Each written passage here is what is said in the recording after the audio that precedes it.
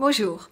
Donc une étude vient de sortir, une de plus, qui montre que la quarantaine est vraiment un passage à vide dans la vie professionnelle. C'est véritablement l'âge de la crise de milieu de vie et beaucoup de salariés se rendent compte que s'ils n'ont pas rempli leurs ambitions stratégiques ou monté les échelons hiérarchiques à cet âge-là, ils ont peu de chances de le faire. Alors, est-ce une réalité et comment sortir de cette crise ? Alors c'est vrai que le marché du travail s'est construit à partir des années 70 avec l'idée qu'on pouvait partager l'emploi et on a proposé à des personnes de 50 ans et plus d'aller vers la retraite pour en embaucher des plus jeunes. À partir de ce moment-là, se sont mis en place deux phénomènes extrêmement négatifs. Le premier, c'est ce qu'on pourrait appeler l'obsolescence du senior. Le senior, c'est plus de 45 ans. C'est-à-dire quelqu'un qu'on considère comme fini, sur lequel on ne parie plus. Et c'est vrai que c'est la première cause de discrimination sur le marché du travail, d'avoir plus de 50 ans. Deuxième phénomène, c'est l'intériorisation, en effet, de cette fin de vie professionnelle, en vivant à rebours, à partir de 40 ans, sa carrière et sa vie professionnelle, puisqu'à 50 ans, ça va s'arrêter.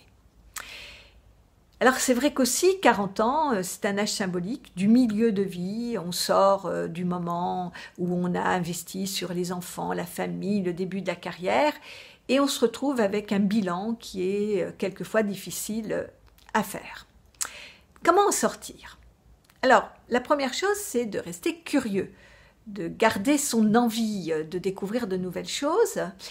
Alors il faut savoir dire à son entreprise que si la mobilité hiérarchique n'est pas possible, on voudrait une mobilité d'enrichissement de ses tâches, ce qu'on va appeler une mobilité horizontale.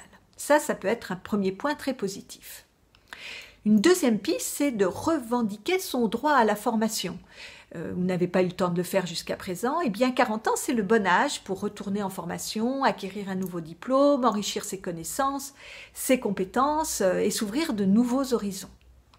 Une troisième possibilité, c'est de faire valoir son droit à la validation des acquis d'expérience, où là, on va valoriser des expériences qu'on a eues et des compétences qu'on a acquises dans sa vie privée, par exemple en étant président ou trésorier d'une association.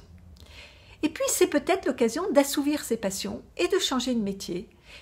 On voit beaucoup de cadres qui, à 40 ans, décident de quitter la vie de bureau pour reprendre une formation et devenir ébéniste, fleuriste, boulanger, et de démarrer une nouvelle vie professionnelle.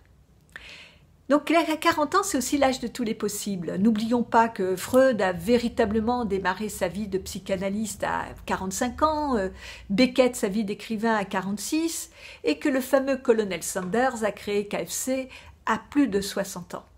Donc, à 40 ans, rien n'est perdu. Il faut passer ce cap et se dire que, comme tous les autres âges, c'est le plus bel âge de la vie. Bon courage!